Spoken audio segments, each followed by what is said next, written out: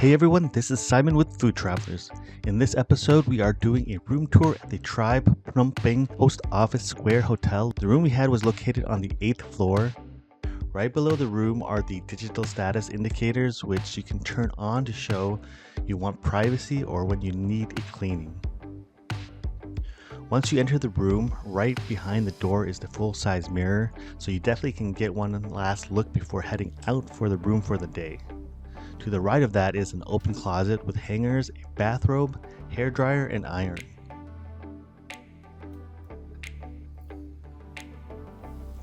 The shoe cabinet is at the bottom and included our 2 hotel slippers. Next to the open closet was the desk or makeup area.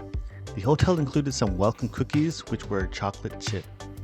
It was a great welcoming touch, and I really did appreciate them being wrapped because if you're familiar with Phnom Penh, the hot weather means there are a variety of insects, and open food can and will definitely attract some of them.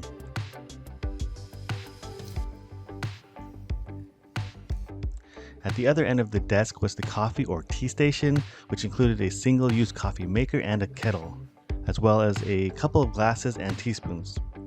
I thought it was a little odd since they provided glasses rather than porcelain cups, but they worked out just fine. Right above the drink station was the open water shelf, which contained 2 full still waters. Below was the room safe.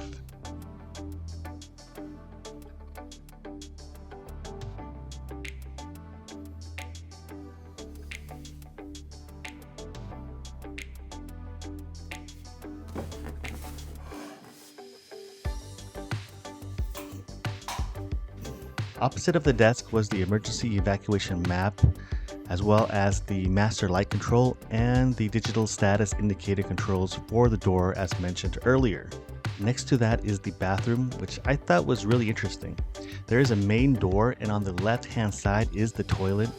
The wall decor actually reminded me of the video game Q*bert. Fresh towels were stored above, and interestingly, the flushing button was located in the center counter, which also stored extra toilet paper. Like just about all bathrooms in Cambodia, the bum gun is also available for use.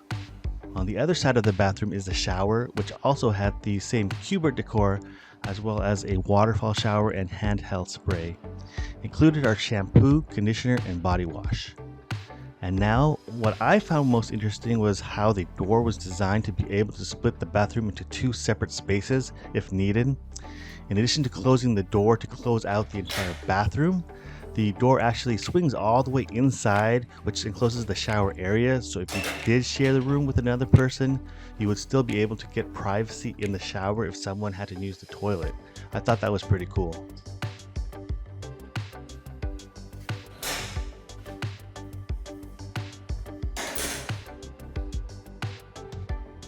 Just outside the bathroom, the counter where the sink and the counter is located.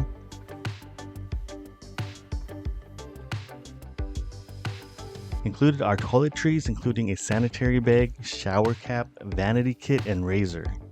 Soap and hand lotion are also available next to the sink.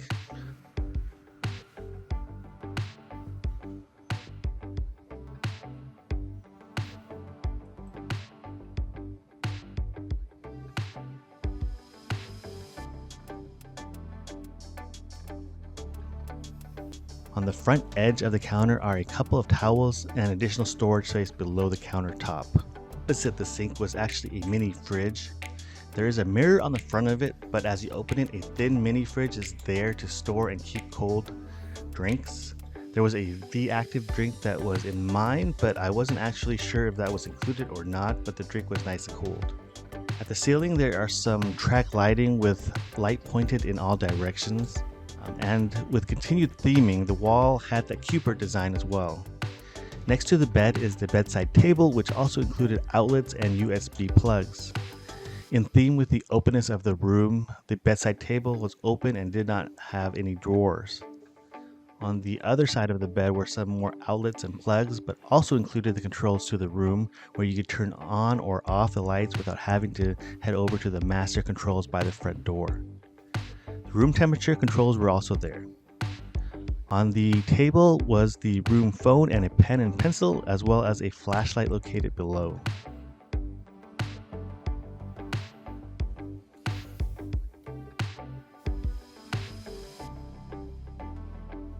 opposite of the bed is the TV. The TV was really a good size. Next to that was a triangle art piece that if you stood at the right angle, it would seem like a complete picture on either side of the art piece that you were standing. Tucked between the bed and window was a chair with a table if you wanted to sit and relax in the room or have a cup of coffee in the morning. The windows, like many rooms in Phnom Penh, has both the sheer and blackout curtains. The night view is pointing to the north where the pool is located down below. Just ahead is the Tonle Sap River, as well as the Troy Chungwar Bridge, which leads to the peninsula that is called Troy Chungwar. The balcony was pretty good size, and I found myself out here more often than The room we booked was a comfort room with balcony and city view. The room included a queen-size bed, a balcony or terrace, a minibar. The room encompasses about 248 square feet, or about 23 square meters.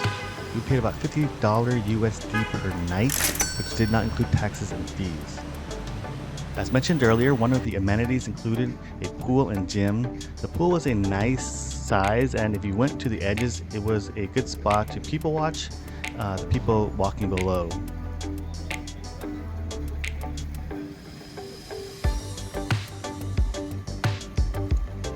Another area was the Sky Bar and restaurant located at the top floor of the hotel, which gave about a 206-degree view of the surrounding area. Overall, this was a great hotel with great staff. The rooms were nice and clean, with the location ideally located to many of the popular sites to visit in the city. I definitely recommend the hotel if you're planning a stay in Phnom Penh. And to support our channel, don't forget to hit like, subscribe, and hit the notification bell for the YouTube algorithm. And for more photos, follow us on Instagram. See you guys on the next episode.